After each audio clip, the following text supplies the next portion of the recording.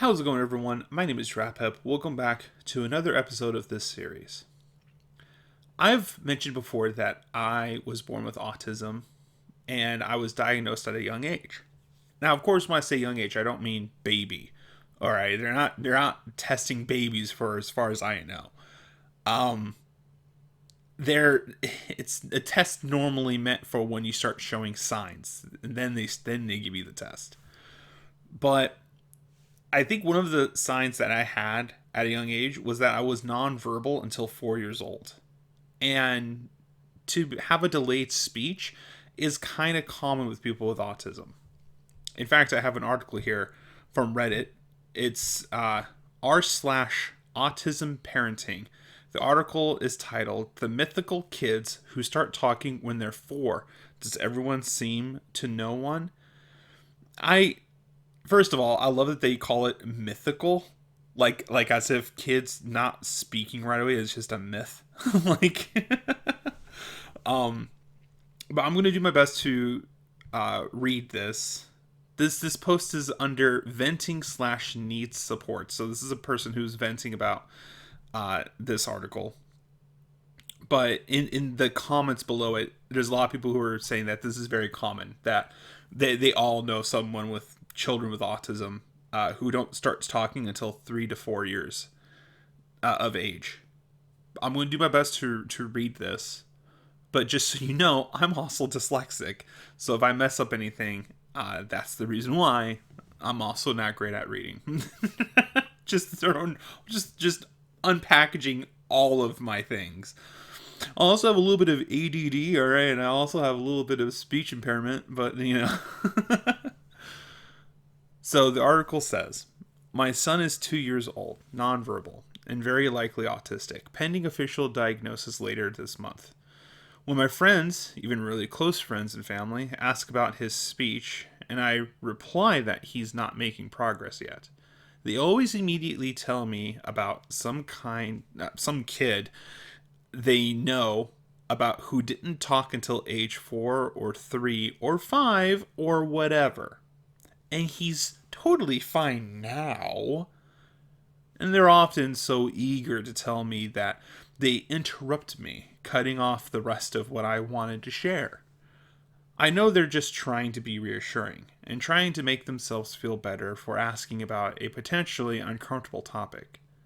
It's just so invalidating and completely shuts down the conversation. Are there really that many kids out there learning to talk at an older age? Maybe there really are. Anyway, I'm going to work on a better response when catching up with folks.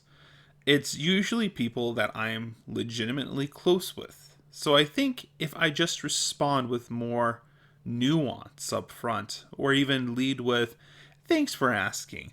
I have so much to tell you," I think it would go better. I mean, no matter how you present this to someone, no one knows how to properly respond with people with autism. There's some people who have a good response to it where it's just like, understanding and wanting to know more. And then there's the other the other kind of response of people who hear you have an autistic child. And you can hear it in their voice. You can. Especially people with autism. We've all heard the voice. Like they're talking to a puppy or an injured animal. Because you can have a conversation with someone and they'll talk to you normally. Like, "Oh, well, so good to see you. Yeah." And then you tell them, "Oh, yeah, by the way, I have autism." "Oh, you're so brave. You've done a lot. You don't even seem like you have autism. You know what? If you never told me, I never would have known." It is, oh my God, it's like they're reading from a script. All of them. Every person who acts like that. It's like they have a to-go-to manual of how to respond in that very specific way with that very specific voice. And I hate it. Stop doing that. Nobody likes it. Just continue talking normally like we were.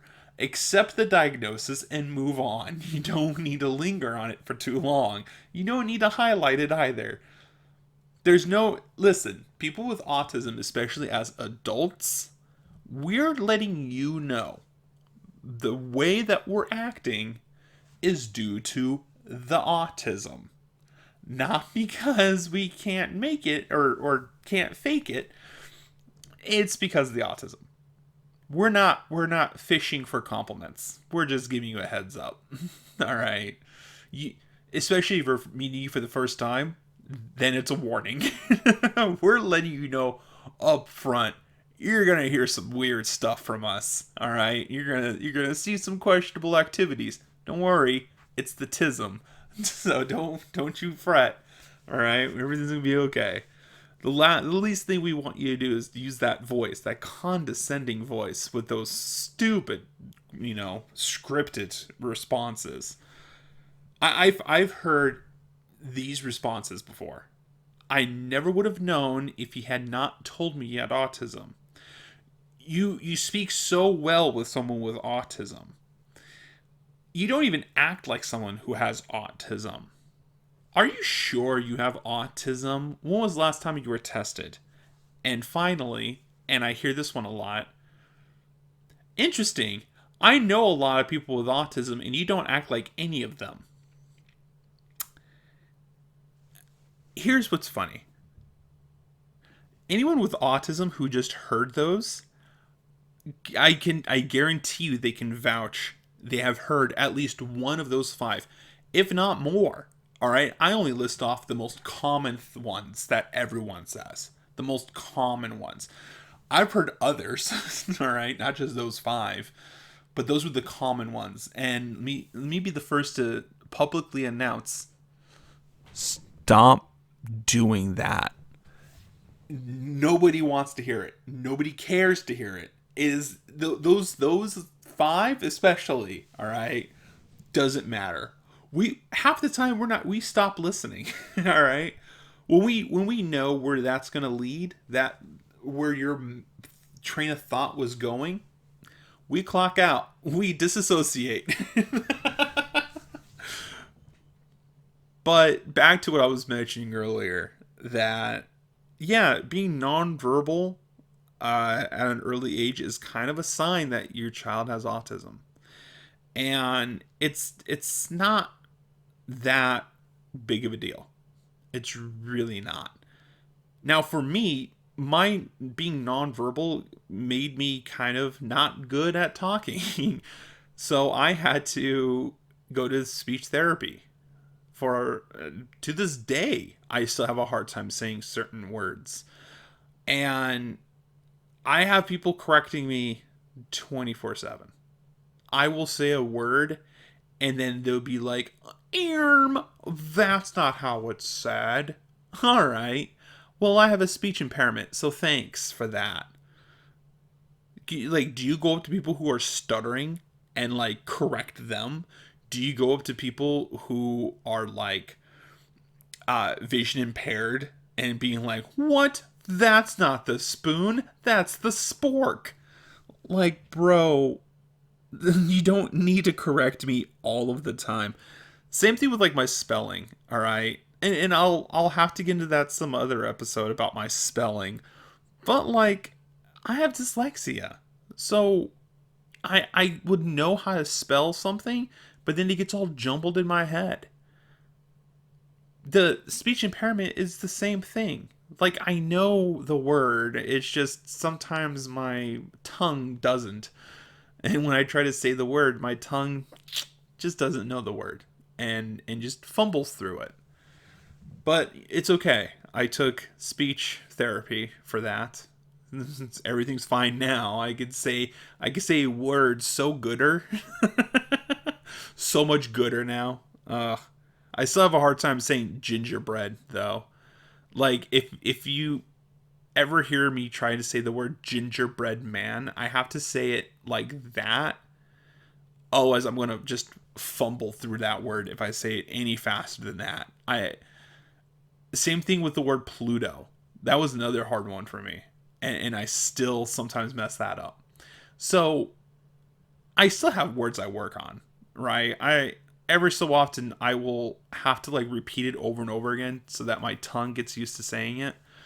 But yeah, and that's not also uncommon. Uncoming. There you go. There you go. Uncommon. I have so many videos on my channel of me trying to say words and then I will repeat it because I try to make it funny. I try not to make it awkward. So whenever I missay a word, I or mispronounce, missay. When I mispronounce a word, I will laugh at it, just to make light of it. But in all honesty, it is my speech impairment that I have. Um, and I think a lot of it has to do with the fact that I was nonverbal growing up.